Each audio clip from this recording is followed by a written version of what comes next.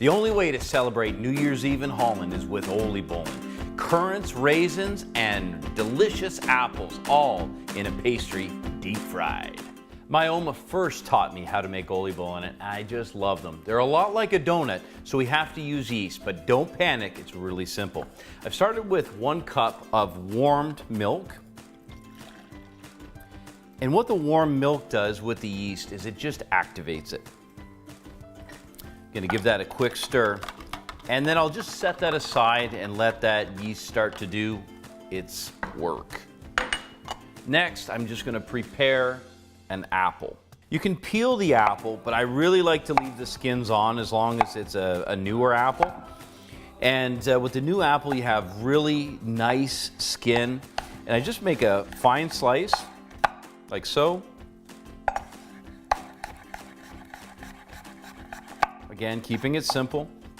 And then just turn it the other direction and slice again. Perfect.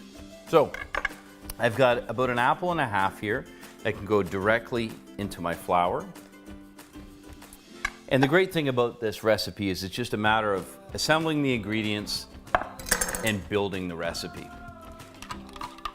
With that yeast completely incorporated into the warm milk, add that. 1 egg. And just start folding that together. With all those ingredients nicely combined, I can add the currants and the raisins.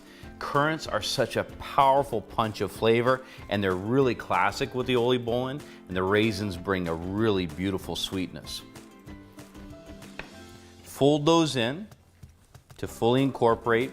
They'll soak up some of the moisture and rehydrate a little bit. What I want to do now is take a damp cloth and put this either above your refrigerator or someplace that's a little warm and let that rise. It'll take about 45 minutes. After proofing for about 45 minutes, let's have a look. Oh, look at that. That is just beautiful. It's fragrant. I can smell that yeast at work.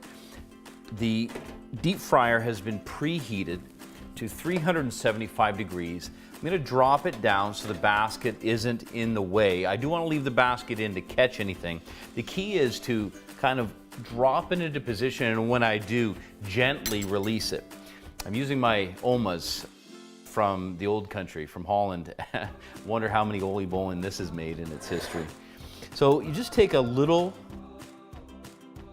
ball of the dough, 2 spoons, and gently place it into the oil.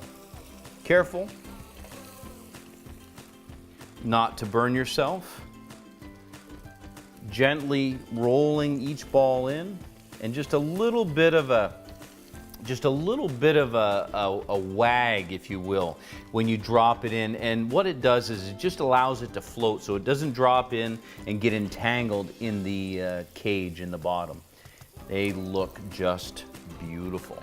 When the first side is nicely browned, you can roll them over. They tip over like an iceberg, and start browning the second side.